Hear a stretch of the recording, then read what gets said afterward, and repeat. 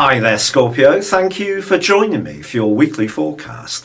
For week commencing the 1st of February, it's vitally important that you're aware of your emotional needs when it comes to your communications this week. It would be all too easy to get bound up in your ideas, and your ideas can reverberate around your mind to such a degree that you almost ally yourself to them, but not recognise that some of those ideas may not even be in keeping with your own deepest needs.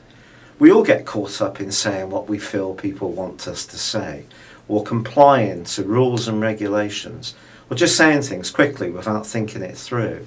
And you can be one of the bluntest of all the zodiac signs, particularly when it comes to tackling how you view other people's attitudes. But you can be much more reticent when it comes to opening up about your own personal vulnerabilities.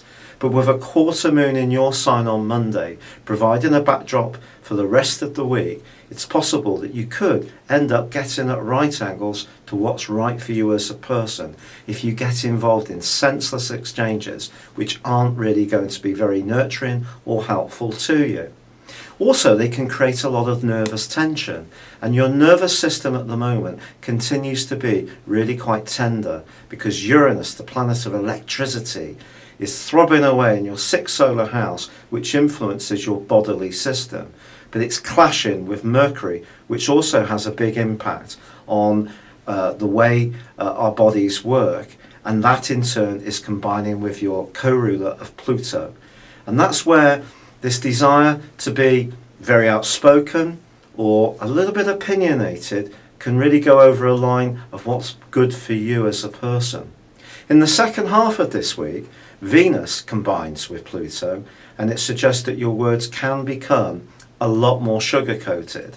But then it may seem to someone that you're almost being very canny in what you're saying, to the point that you're trying to impress them in a way, but it's actually for your purposes, not theirs. So mean what you say this week and say what you mean, but be sensitive to your own deepest needs, be aware of your vulnerabilities, don't feel that your ideas represent you, but most of all, be conscious of what you say and how it impacts on others.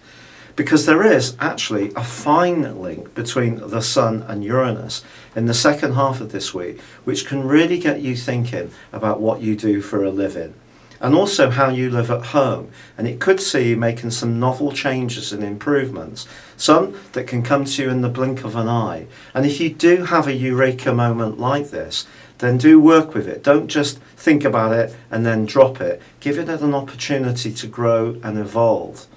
Also in the second half of this week, a friendly influence between Jupiter and Mercury suggests there can be one person who totally understands where you're coming from, and the simpatico between you can just grow and strengthen, and that can be very heartening.